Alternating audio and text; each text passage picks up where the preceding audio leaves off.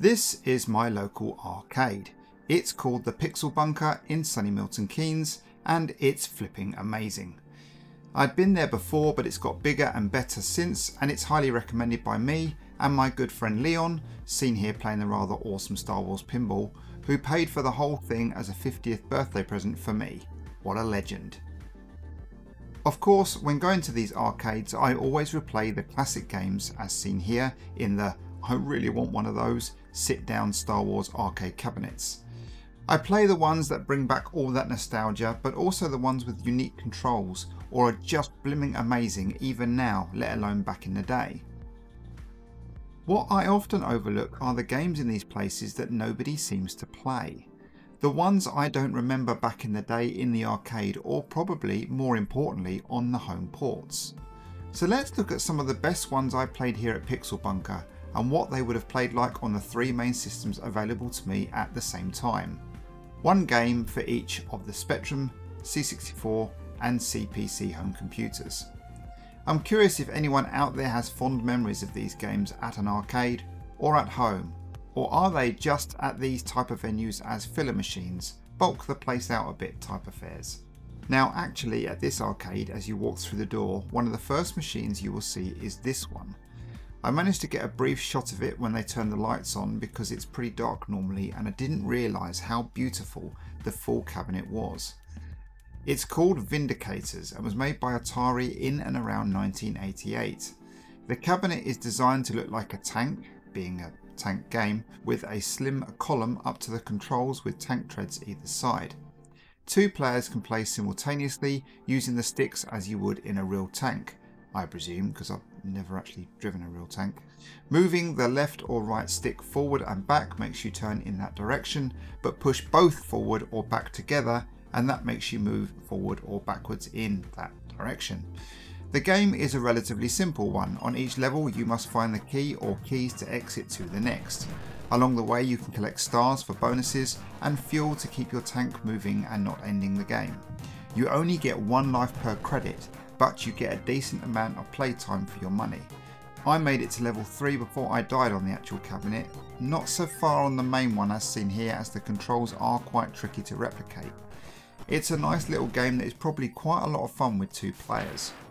As for home ports, it didn't get a release until 1989 to the starting to age 8 bits and the popular 16-bit home computers, the Atari ST and Amiga.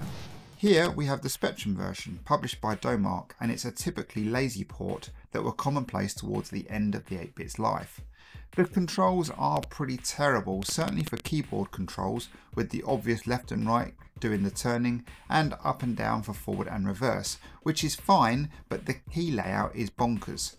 QA and ZX, okay, but then shift for fire along with C for the special fire, which you can also change with the B key. Yeah, what now? The weirdest thing though is the grid flooring. When you are playing, it appears as if you are underneath it, which is bloody horrible. Sound is non-existent and the levels are too sparse and dull and the scrolling jerky and slow. Again, 2-player might be okay, but for a full pricer, it's a bit shit and not a patch on the arcade, which is a shame as it could have been a good little game here. Crash Magazine gave it 49%, which is probably too high honestly. It's not a great port.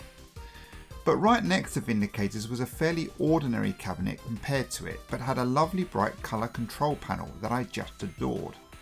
The game is Sega's 1983 game Congo Bongo.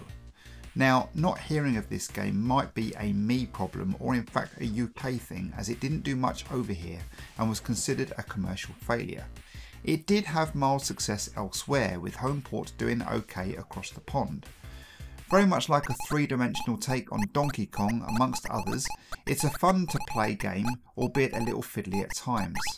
With 4 levels where you must reach the top to where the Kong, or whatever the ape is called, resides, it certainly provides a challenge, but is quite easy to master once you get the hang of it. I like the fact at the beginning of the game you see our ape friend set fire to you in your tent, only for you to repay the favour at the end of level 4. The game loops around again, but with an increasing difficulty with extra baddies to slow you down. I love the little things in this game, like these monkeys who you have to wiggle off you rather than just being killed if you touch them. As for the home ports, it had a clear run on a lot of the big North American consoles and home computers, and less so over here. It actually had two versions for the Commodore 64, both published by US Gold some 2 years apart. The more popular of the two was the 1983 port that came out on cartridge and tape. Although graphically it's very much of its time, it maintains the fun elements of the original game, albeit at a rather weird angle that makes some of the jumps fairly tricky. There are only 2 levels here, and level 2 is also fun to have a crack at, even if it is in a Frogger style. Fast forward 2 years for the disc version and you can already see the improvement in graphics and a closer representation to the dimensions of the arcade game. Our main character seems to have been left in 1983 though, but at least all 4 levels are here. This is by far the better of the versions, although I understand there is probably more nostalgia for the first one, particularly for our American cousins. Magazine reviews, although from 1985, all seem to review the 1983 version, which is a tad baffling, and therefore berate it for all the things that are wrong with it, and bet it in the disc version. Hey ho. I quite enjoyed it anyways, both on the C64 and the arcade.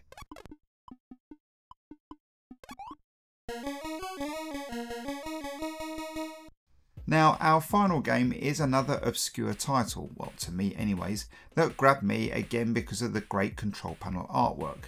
Seemed better here in a still image when they turned the lights on at the end of the session. This is the 1985 Atari game called Peter Pack Rat. Apparently made in small numbers with some lovely side art which is sadly hidden at the arcade, and is my only criticism of the place. I mean, other than jammer cabs, it would be nice to have fewer cabs spaced out a bit so you can see them in all their glory, but it's only a small gripe. The object of this game is to retrieve a set number of objects displayed at the bottom of the screen and return to your nest before the timer runs out. You can throw things at the nasties which stuns them and sometimes makes them rideable too, which is a neat touch.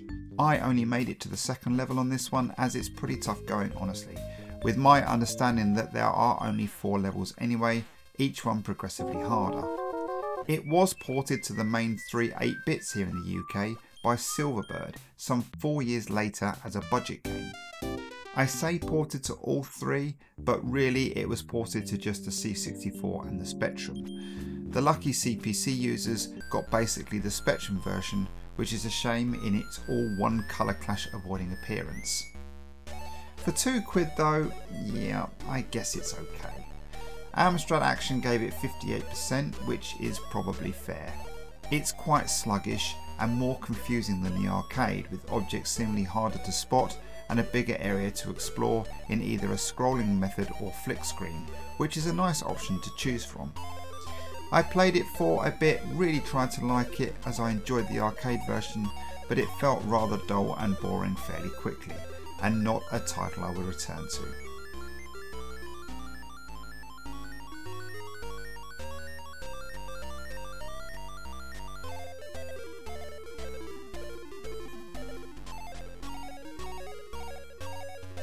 So, a great day had by all, and if you do manage to pop along yourselves and love a bit of sci-fi, be sure to check out the Sci-Fi Museum too.